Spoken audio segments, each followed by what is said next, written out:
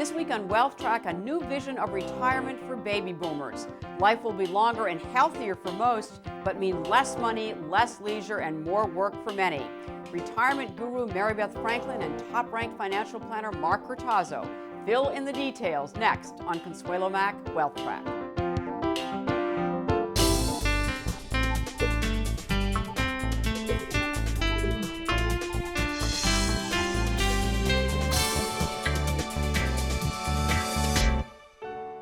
The company you keep is also the company we keep. Together, we help provide a lifetime of guaranteed income and investment solutions. Additional funding provided by Luma Sales, investors seeking exceptional opportunities globally. Research affiliates, an efficient index for an inefficient market. Wintergreen, your home for global value. Rosalind P. Walter and the Dreamin Foundation.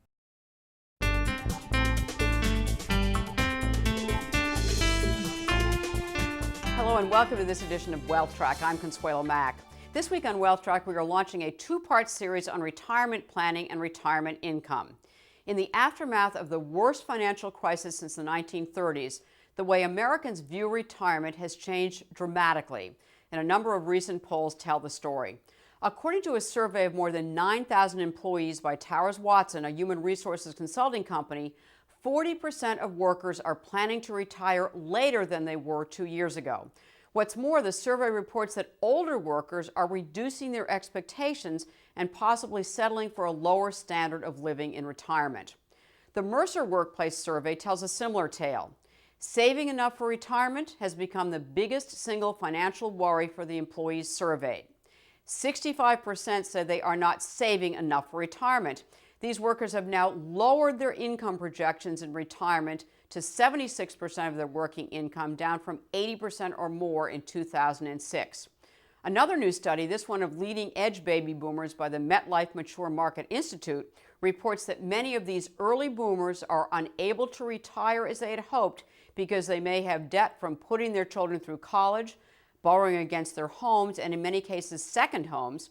And in addition, these boomers say they are worrying about outliving their savings after losing money in the stock market and being severely impacted by the low interest rates that have prevailed in recent years.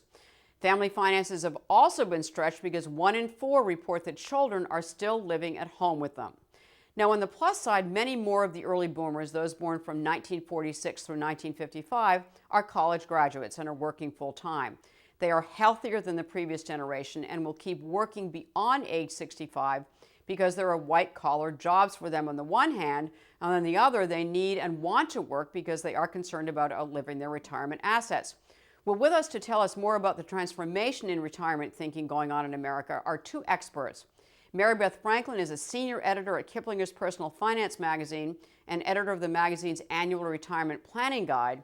Mark Cortazzo is a financial planner and investment advisor who heads up his own firm, Macro Consulting Group, based in New Jersey. He was just named Advisor of the Year by Boomer Market Advisor magazine. I began by asking them for a reality check, what our new vision of retirement should be. Probably reduced. It may not be buying that second home in Florida or Arizona, but you might be able to vacation there 3 or 4 weeks every February. It's rethinking what you really need and what you really want and what you can afford. How difficult is that, Mark, with your clients? And tell me what you're telling them kind of their new vision of retirement should be.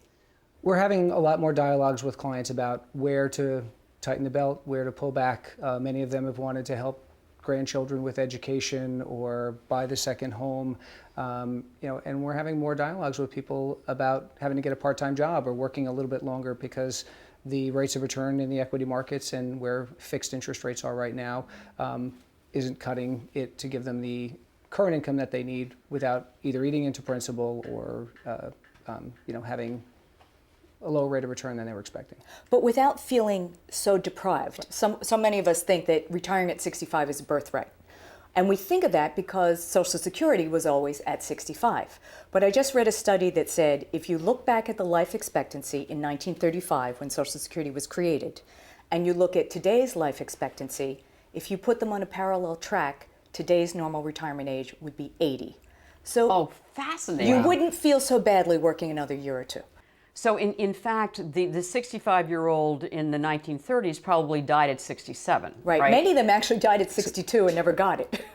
So there's something called a zeitgeist, and that is kind of what, you know, the overall, the feeling is, among all of us. So how has the zeitgeist changed as well? I mean, psychologically, has there been a shift? Absolutely. I think that people's ability to make a big fundamental change has dropped dramatically. Over the past 12 months, it's actually a very noticeable difference in how quickly someone comes in, does a plan, and actually executes plans. Looking at things that are very straightforward, easy decisions to make. We had someone come in with a six-figure sum of money in a money market, earning 0.2%. It wasn't FDIC insured. And we said to them, we have an FDIC insured money market that's earning 1.25%. It's safer with a higher yield. And it required a fair amount of additional dialogue to get them to make that move. And a year ago, that would have been, just easy, check the box. This is safer, higher yield, let's move it. And even simple things have gotten to be more difficult decisions for somebody to actually make a change. So there's a paralysis kind of that set in, and is this from the trauma of the financial meltdown? Is that essentially where this comes from? Oh, I think people are so focused now on not so much ROI, return on investment, it's reliability of income. People are looking for guarantees, they're scared. But what they have to keep in mind, we are all so many victims of recency. Just because the last few years have been terrible, we project that forward, that it's always going to be that way, and therefore we need the guarantee of an insurance product or a CD or whatever, which is fine for maybe the first 5 years of your retirement money. You should have lots of cash. But even at 65, you're a long-term investor, and you have to keep a chunk of your money invested for growth. So Mark, run us through a conversation that you have in explaining to your clients, for instance, exactly, this is what we've just been through, traumatic, but this is not going to last forever. And in the meantime, kind of this is what you need to do. How do you do that?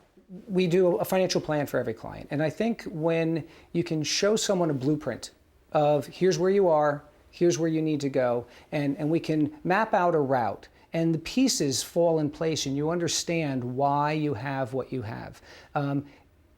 It's an easier process for them to get to because they can see out 5 years, out 10 years, out 20 years, where right now they're focusing on what happened today. And when things are going great and the market's doing well, the first time I was on your show was September of 2007. We were talking about providing protection. It wasn't a very popular topic because the market had just been on a 5-year run. Everything was great. And a very short period after that, after we were talking about setting up protection, that protection would have been very, very valuable. I think we're just the opposite now, where things have gotten hit and things are bad and people are dialing all the way back and they're forgetting about the growth and the fact that there's a good likelihood that 10, 15, 20, 30 years from now, they're still going to have a financial need and they're just worried about today. Retirement strategy, you used to retire supposedly, if you were lucky, with a lump sum, and then you put it in a balanced, an asset allocation model, and you'd rebalance at the end of the year, whatever it is, and that was it for your entire retirement life. That's changed a lot, Mary Beth, right? Right. Now there are kind of multiple phases of retirement planning. So tell us about how that has changed. Well, for so much of the population in the past, they didn't even have to worry about the investment factor because many of them had pensions, many of them had Social Security, and that defined how much they had to live. As we've moved more into this 401k climate, people took their personal savings, and the idea was, as long as you are invested in a reasonable mixed portfolio and took out just 4% the first year in retirement. So if you have $1 million and you took out $40,000 the first year and adjust that for inflation, we were told that in 90% of the cases, you'd never outlive your money. Unfortunately, we just lived through the other 10%. So even that gold standard of a conservative way to draw down your investments, that has changed. I'm seeing a lot more emphasis, and I think Mark may too, of segmenting money. to have cash for those first 5 to 10 years in retirement that is not subject to market whims, and then keeping the rest of your money invested for the long term. So it gives you the guts to stick to your investment plan. I don't have to worry about what the market's doing because I have cash today. So phases, yes, go ahead. When people are looking at this 50-50 mix of stocks to bonds, and you look at what happened over the past 10 years or 15 years or 20 years, it was able to support a 5% a year withdrawal. Part of that, why that was the case, was interest rates in the 80s were high teens. If I have a 50% of my portfolio in bonds and 50% in stocks, and my bond piece is throwing off 7%, and I have a 15% hit in the equity markets, and it stays down, within 2 years, that bond coupon is bringing me back up to zero. If I have a 1% or 2% coupon on my fixed income, and I get a 15 or 20% hit because we're seeing more volatility on the equity piece, it's 10 years before that coupon is bringing me back to zero. Which is what's happened. And people are looking at historical rates of return of a 50-50 mix, and I don't have that bond engine that's throwing off this cash flow that's helping me recover that loss. And we have 2 very large bond issuances that have come to market in the past 30 days that were 3-year bonds, corporate bonds, yielding 1% and less than 1%. So that return you were expecting from the bond piece to protect your equity piece isn't there anymore, and it really needs to be readjusted. Those expectations need to be readjusted because the bond engine isn't helping carry the rest of the freight. And yet you can see how confusing this is for the average investor because they're trying to live by these golden rules. A 50-50 mix in retirement is appropriate. A 4% withdrawal rate should be safe, and they're all falling apart. Now, people who have Mark or another financial advisor have their own personal GPS system along this road to retirement. The majority of Americans don't. And it's a scary wilderness out there. I think we're starting to see more, and we'll see more going forward, of employers taking over this role in the 401k market. But still, when you leave that employer cocoon and go out on your own, retirement's a scary place. So what are the new rules of the road, Mark? And I know you have, it sounds like it's going to be a much more complicated or at least complex approach, but what are the new retirement rules of the road? Well, I think understanding how you're comfortable addressing risk is going to be an important decision in that. There's basically 3 things you can do when you're addressing risk. You can avoid risk. Sit in a money market, something safe, it's liquid, it's not going to earn you a lot, but you can sleep safe at night and basically lose your shirt, but aside from that fact. That would be the inflation risk. But risk avoidance is very viable if you're 90 years old, if you need the money in a year for a wedding or for a house purchase. Risk avoidance is a very viable strategy for a bucket or pool of your money. So it should be part of someone's portfolio. There's risk management, buying things that don't correlate with each other. The problem with that has been that modern portfolio theory, everyone's bought into this strategy, and when I put $1 into my modern portfolio theory allocation, a little bit of that goes into each asset class, and they all move up a little bit. And when I take $1 out, they all go down a little bit. So the correlation between US and international and large and small has really gapped up dramatically because people want diversification, and they're attempting to address it that way is causing them to move in tandem with each other. And on that point, we've always preached this gospel of diversification because you never know which part's going to go up or which is going to go down. As we saw during the market crash, everything except treasuries went down. Managed futures, right. Some international bonds. Managing risk is very effective for an event or an asset class specific risk. If you had all your money in tech stocks, the rest of the stock market did well in 2000. If you had emerging markets in 98, the US market did quite well. When you have a global crisis, the only thing that goes up is correlation. So there's risk avoidance, risk management, and there's risk transfer. And this is the foreign concept to most people. Mary Beth said you can take 4% a year, index it for inflation, you have a 90% success rate. That means you have a 10% failure rate. And you have less than a 10% chance of your house burning down. You have a less than a 10% chance of a lot of things occurring that you insure. And there are ways to insure income. There's ways to transfer risk using puts or buying index CDs or things where you pay a fee for protection. And we haven't needed that protection in the 80s and 90s. And so this new education for people on transferring risk is now, what am I getting for that? What am I paying for that? Is it a good value? And I still have people who will say to us, I won't buy an annuity, or I'm not an annuity person. And I'm agnostic. I don't love annuities or hate annuities. You have to look at what are your other alternatives, what's your upside and your downside and the restrictions versus what this is doing, and it's a tool. And I think people get hung up on this idea of what am I paying for it? Oh, it's a fee, because they've been used to in the past of the market going up and relatively low fees on mutual funds and ETFs, but there's no guarantee. And if you want a guarantee, you're going to have to pay for it. You've got to decide, is it worth it? Risk reward. Most of your viewers, when they're paying their homeowner's insurance, it's a waste of their money. They'll never have a claim. They'll never need it. Their house isn't going to burn down. They're not going to have a flood. And until they do. Their rate of return on their real estate investment would be better if they didn't have protection. It's going back to the old rules of thumb, and people need to learn a new vernacular here, and that takes a while. So let me ask each of you about annuities, because when you're transferring risk to an insurance company with a pool of holders, right? And it's important so tell us about the annuity piece and why this is part of the new retirement is to have some sort of guaranteed income in addition to Social Security. First, you have to define the terms. There are actually two kinds of annuities. One is an immediate payout annuity, a big chunk of money you give an insurance company that will turn around and start paying you monthly payments for the rest of your life, no matter how long you live. Now, in most cases, these do not have any inflation protection. So it's a great guarantee of income now, but depending how long you live, that buying power is going to disappear. This could be appropriate for a current retiree who is looking to fill in the gap between their other guaranteed sources of income, like Social Security and a pension, and their fixed costs.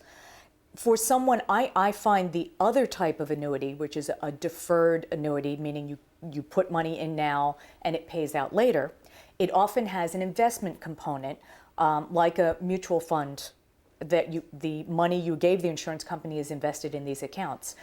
What it does, it gives you the floor guarantee that if all your investments go bust, you still are going to have a certain amount of return each year, and the upside potential of it could go gangbusters. This would be appropriate, I think, for people in their 50s and beyond who have accumulated a chunk of money, are afraid to lose what they have, but they know they still have to be growing their investments going forward.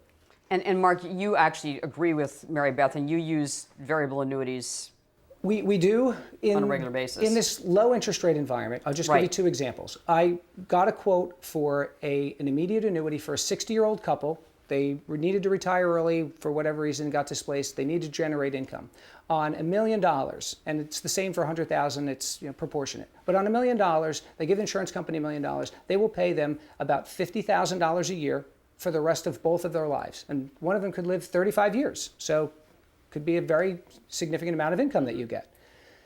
If you look at some of the variable annuities where you're invested in the stock market that have a guaranteed lifetime check, you can get a 5% for life guarantee. So I go into the immediate annuity, my money's gone, I'm not going to leave anything to my beneficiaries, my wife and I get $50,000 a year for the rest of our life, and that check ends when we die.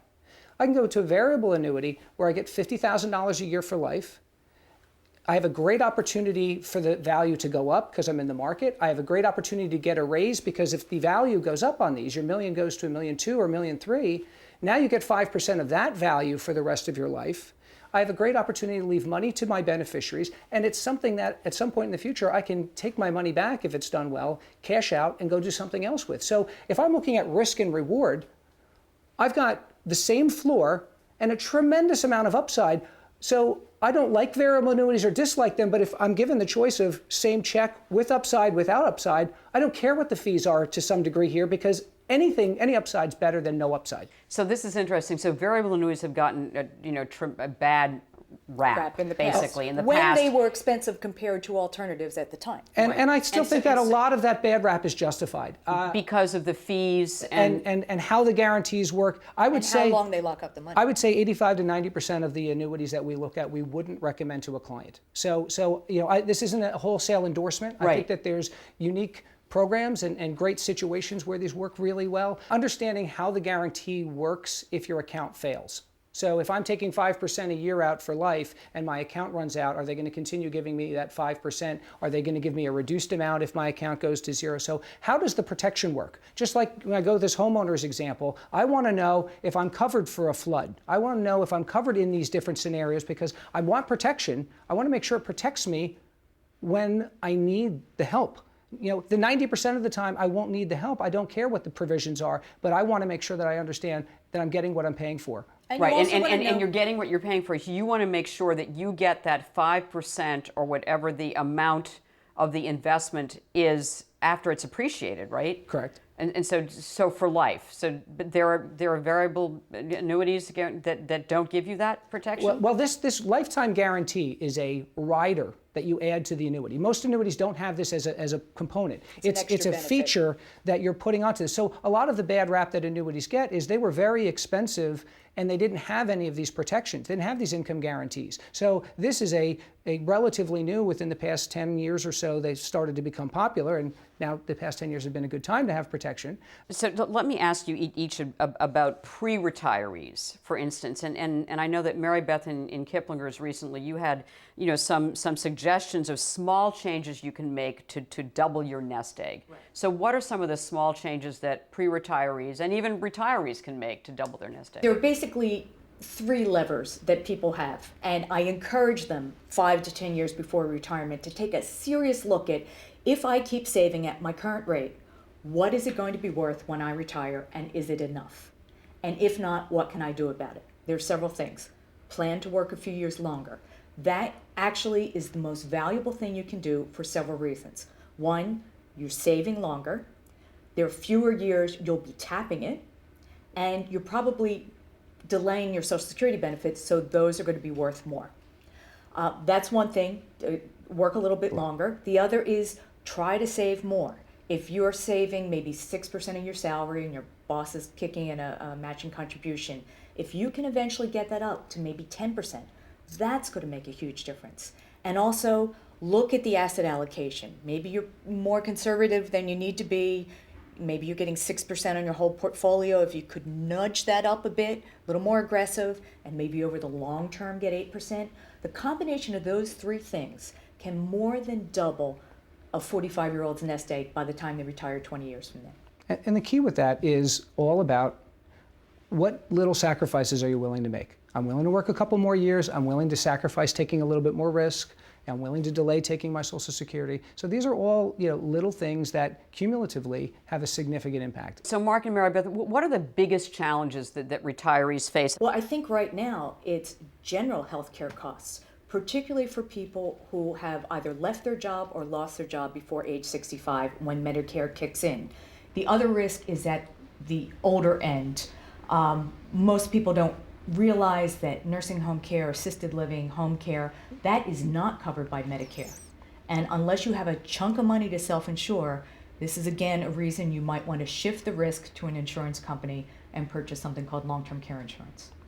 I'm trying to protect the clients against a catastrophic event, not them needing care for 3 months or 6 months. That's bad. It could be very expensive, but it's not going to ravage the savings. So when you're looking at a long-term care policy, you can look at policies that have a much longer waiting period, maybe 6 months or a year before the policy kicks in. So you're self-insuring that front-end expense, but the cost for those policies are much lower because it's really catastrophic protection. And if you had to take a hit for $60,000 or $80,000 for a year, I think you can, a lot of people's portfolios can absorb that. It's $80,000 a year for 10 years that would wipe them out. So. And the most important thing when people are looking at long-term care insurance, aside from going with a solid insurance company that's going to be there 10 or 20 years from now, is the inflation protection. Because if you buy something with, say, a $200 a day benefit now without inflation protection, which can double the price of the premium, 20 years from now when you use it, it's as if you had no insurance at all. So if you're, the rule of thumb on buying long-term care insurance is short and fat rather than long and skinny. You want a short, fat policy for about 3 years with good protection, including inflation protection, otherwise don't bother.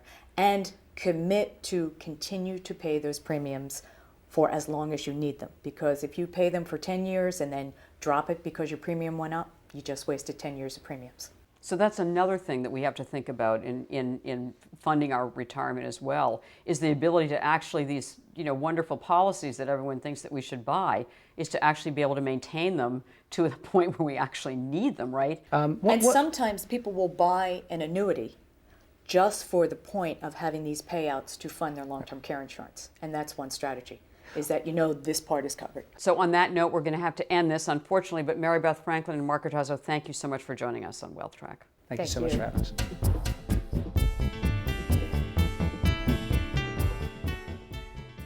We will be hearing more from Mary Beth Franklin and Mark Cortazzo next week when they return to talk about how retirees can maximize their income and guarantee a portion to cover essential expenses. And that concludes this edition of Wealth Track. To watch this program again, please go to our website, wealthtrack.com, to see it as a podcast or streaming video. Thank you for watching, and make the week ahead a profitable and a productive one.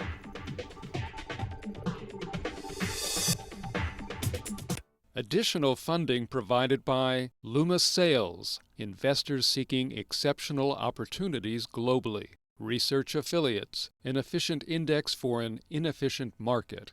Wintergreen, your home for global value. Rosalind P. Walter and the Dreamin Foundation.